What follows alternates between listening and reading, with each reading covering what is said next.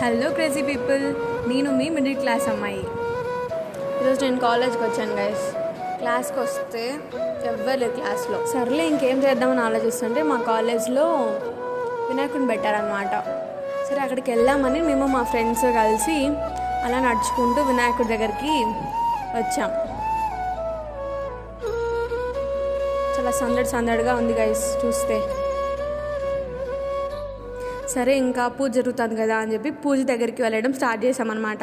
దగ్గరికి వెళ్ళి చూస్తే పూజ జరుగుతూ ఉంది అక్కడ.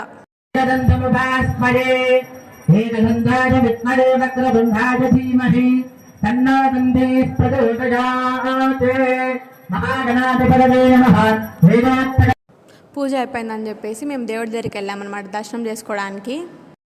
ఇంకా అంతలోపు కింద ప్రసాదం పెట్టడం స్టార్ట్ చేశారనమాట. సో అందుకని వెళ్ళి తీసుకొని మేము మా ఫ్రెండ్స్ కలిసి తినేసి వచ్చేసాము.